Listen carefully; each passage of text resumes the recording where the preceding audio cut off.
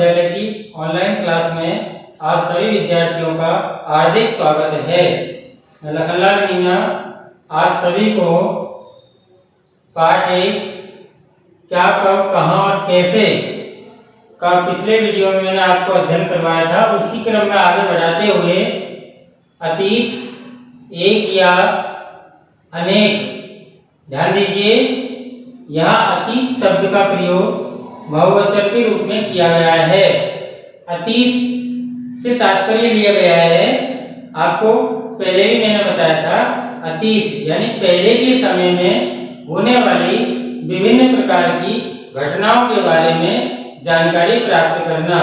अर्थात जब आप किसी भी प्रकार की पहले की कोई भी घटनाक्रम के बारे में जानकारी करते हैं तो छोटी सी बात को लेकर के आप गंभीर सोच में पड़ जाते हैं कि ऐसे कैसे हुआ होगा, और उसी के बारे में आप सभी विद्यार्थी सोच में पड़ जाते हैं कि वर्तमान और पहले की तुलना का प्रश्न हमारे दिमाग में आने लगता है। तो बात करता हूं मैं आपसे अतीत, एक या अनेक। यहाँ अतीत शब्द का प्रयोग बहुवचन के रूप में किया गया है। जैसे पशुपालकों अथवा कृषकों का जीवन राजाओं और रानियों से अलग होता है। अर्थात ये जो पशुपालक है या कृषक है, अपने जीवन में किए गए क्रियाकलापों का लेखा जोखा नहीं रखते हैं, जबकि आप यहाँ से तुलना करेंगे राजाओं और रानियों के जीवन का जो लेखा जोखा होता है वो उसका एक प्रकार से लेखा जोखा होता है कि कब कौन सा राजा हुआ, कब कौन सी उनकी रानी हुई और उनके जीवन में किस प्रकार के घटनाक्रम घटे।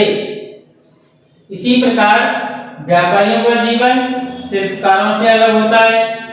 व्यापारियों का जीवन शिल्पकारियों से अलग होता है।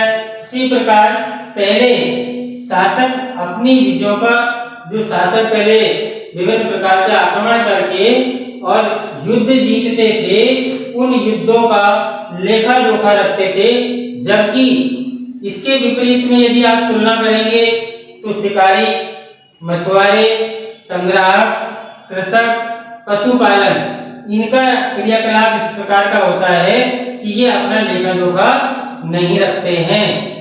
जबकि यहाँ पर एक अपवाद आपके सामने आ रहा है कि जो पहले के जो शासक थे, राजा महाराजा थे, वो अपने जीवन में प्राप्त करने वाले जितने भी विजय थी यानी युद्ध जीत करके और उनका लेखा जोखा रखवाते थे। जैसे मैंने पहले आपको बताया था कि लेखा जोखा रखने के लिए पांडुलिपियों का इस्तेमाल किया जाता था। पांडुलिपि ताड़ के पत्तों पे लिखी जाती थी। यदि उसकी तुलना करते हैं तो वर्तमान समय में ये मंदिरों में और विहारों में प्राप्त होती है, परंतु फिर भी उनको लंबे समय तक नहीं रखा जा सकता। लंबे समय तक नहीं रखने के कारण ही आपने देखा होगा पुरानी बहुत सारी चीजें जो हमारे घरों में भी रखी रहती है, वो धीरे धीरे समय के साथ उनकी म्याद जो होती है वो धीरे धीरे समाप्त होती चली जाती है, वो नष्ट होती चली जाती है। यदि हम किसी पुरानी पुस्तक के बारे में बात करते हैं, पुरानी कॉपी के बारे में बात करते हैं, या पुराने हमारे कोई कागजात जो रखे हुए हैं, वो लंबे समय से यदि हमारे पास में रखे रहते हैं तो वो धीरे धीरे उनकी जो म्याद होती है वो खत्म हो जाती है और वो धीरे धीरे नष्ट होने लगते हैं। इसी प्रकार ताड़ के पत्तों पर लिखी गई ये पांडुलिपियां भी धीरे धीरे खत्म होने लगी, परंतु आज भी जो है कुछ पांडुलिपियां मंदिरों में, विहारों में देखने को हमें मिलती है। आगे देखिए, तिथियों का मतलब यानी वर्ष की जो हम गणना करते हैं वो ईसाई धर्म के प्रवर्तक किसे को मानते हैं अपन? ईसा मसीह को। ईसाई धर्म के प्रवर्तक किसे मानते हैं? ईसा मसीह को। तो ईसा मसीह को मानते हुए वर्ष की जो गणना करते हैं, ईसाई धर्म प्रवर्तक ईसा मसीह के जन्म की तिथि से की जाती है, यानी ईसा पूर्व या फिर ईसा बाद की घटना के बारे में हम जानकारी प्राप्त करते हैं। चलिए हम एक आधार लेते हैं सन 2000 का। हम 2000 को अपना बिंदु मानते हैं और वर्तमान से पूर्व का उल्लेख करते हैं।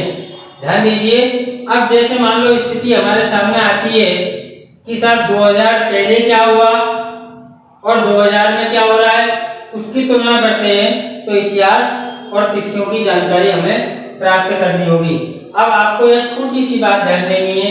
ध्यान दीजिए, अंग्रेजी में बीसी यानी हिंदी में ईसवी पूर्व का तात्पर्य बिफोर क्राइस्ट, बिफोर क्राइस्ट ईसवी पूर्व होता है। इसी प्रकार कभी कभी एडी एडी की जगह हम सीई का तथा बीसी की जगह बीसी का प्रयोग करते हैं। तो इसमें आपको ध्यान देना है, सी का प्रयोग कॉमन एरा तथा बीसी का प्रयोग बिफोर कॉमन एरा के लिए लिया जाता है। इस प्रकार हम इसी क्रम में आगे आपको इसी से संबंधित तिथियों के बारे में ही आपको जानकारी करवाते हुए आगे बढ़ाएंगे। तो आप सबसे पहले इस चीज पर विशेष ध्यान दें कि ईसवी पूर्व और ईसवी के बाद की घटनाक्रम हमारे सामने आती है। तो इतिहास को जानने के लिए जैसे आपने देखा होगा, मैंने आपको बताया था मछलियों के अवशेष, कागजों के अवशेष, इसी प्रकार कपड़ों के अवशेष, इसी प्रकार लकड़ी को जलने के बाद में उसके जो अवशेष बचते हैं उनके बारे में, या फिर विभिन्न प्रकार के राजा महाराजाओं के जीवन के बारे में, या फिर होने इससे पहले या इसके बाद होने वाली विभिन्न प्रकार की प्राकृतिक आपदाओं के बारे में, या विभिन्न प्रकार की जो हमारे सामने ऐसा घटनाक्रम जो देश में या विश्व में लोगों को देखने को मिलता है उनके बारे में। इस प्रकार की जानकारी हम तिथियों के आधार पर करते हैं। ध्यान दीजिए, आप सभी विद्यार्थी यहाँ तक अगर आपको ये तिथियों के बारे में या फिर आपको अतीत के बारे में अब से पहले के वीडियो में और वर्तमान के वीडियो में अगर आपको समझ में आया हो तो आप सभी विद्यार्थी इसके लिए आप लाइक करें या फिर शेयर करें और साथ में हमारे इस चैनल को सब्सक्राइब करना ना भूलें। धन्यवाद।